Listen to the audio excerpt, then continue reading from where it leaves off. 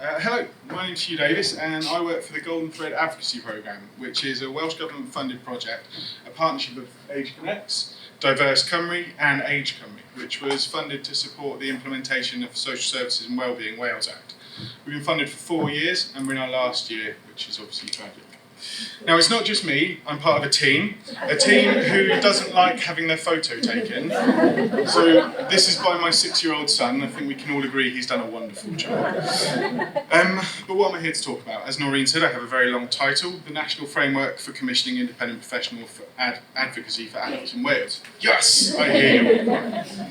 So, advocacy is something that we all do, all the time. It's the act of helping someone to understand, to have a voice and to be heard and communicate. We all do it every day for ourselves and for others, and most of the time we don't even think about it. But sometimes somebody needs a little bit more help. Someone needs support to be heard, and that's where IPA comes in. So advocacy is about empowering people. It's about upholding their rights, wishes, choices and feelings, and ensuring that people are listened to. The Act put people at the centre of the work with social services, and that makes advocacy all the more important.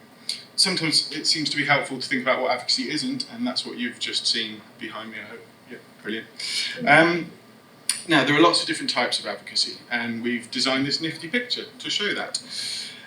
All are equally important, and the most important thing about advocacy is that people get the support that they need at the right time. This slide is a visual representation of the types of advocacy which the Welsh Government have envisaged in the Part 10 Code of Practice.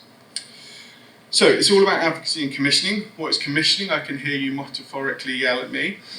Well, it's a broad concept with a nice cycle attached to it, whereby local authorities achieve the best possible outcomes for the community as a whole, for individuals who require care and support by arranging and buying the services that they need. It follows a cycle, and it continues all the time.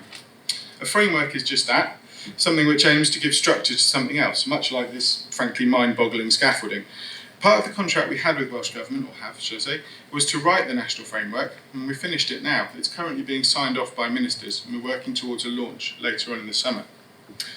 Now, the framework is designed to support local authorities and their partners in delivering their requirements in terms of independent professional advocacy. And we've accompanied it with a toolkit, which supports local authorities to actually do what they're meant to be doing. All elements of the framework go together, really, and we strongly encourage them to be used in unison, but most of all, we just want you to take it and use it. Now, a framework. It's a massive thing. It's not quite as big as that. So there's no way that I can go through it all without losing your interest, which I may have lost already, or do it justice in the time frame and constraints that Noreen has wonderfully placed upon us. So I'm going to explain the 4 key principles that we've developed to ensure effective commissioning. Principle 1. Adopting a systematic, co-productive approach with all stakeholders. Now, no one here needs convincing that co-production is a key element to any commissioning process, but our work has shown that by supporting citizens as equal stakeholders in the commissioning process, we achieve the best possible outcomes.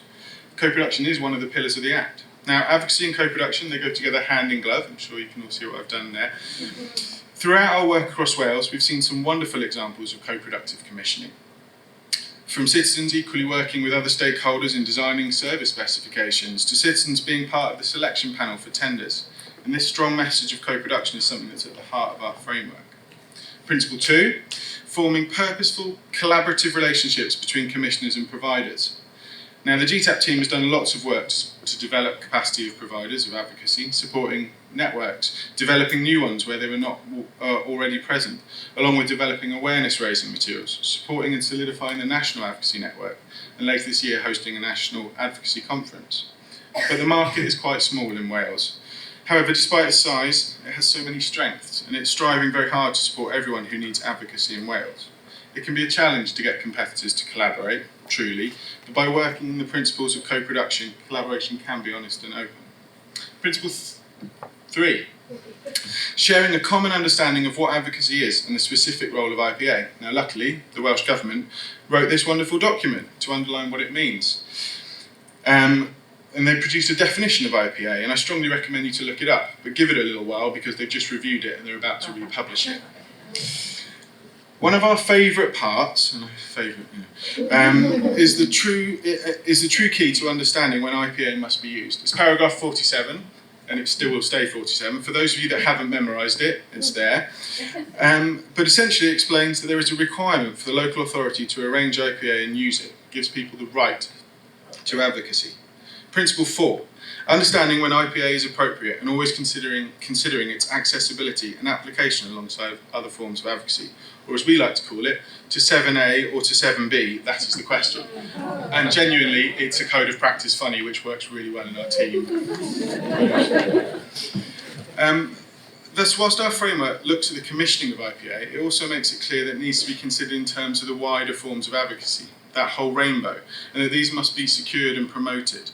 This has been echoed strongly through all the co-production work we have undertaken across Wales, which has shown that people want advocacy to be right for them and not just IPA. Now, I talked about framework, so how do you build something? Tools. So briefly, we've produced a large suite of materials designed to support the understanding of the steps in the framework. And if I may carry on with my slightly tortured metaphor, you need materials. After this minute come up at that point. So we've created them for you too. They include a maturity matrix, a self-assessment tool to support you as a provider or commissioner or interested individual to assess where you are on the commissioning journey to IPA. The maturity matrix, we've designed it for advocacy, but we really think that it can be taken, it can be changed, it can be used in almost any sector. So thanks. That in a nutshell was my 6 and a bit minutes, and that is the framework for commissioning independent professional advocacy for adults in Wales. It's going to be launched later this summer, that's very kind. And we invite you to use it, adapt bits, and to come and find us in the AMA sessions afterwards, where myself and my team will be able to answer some questions. Thank you.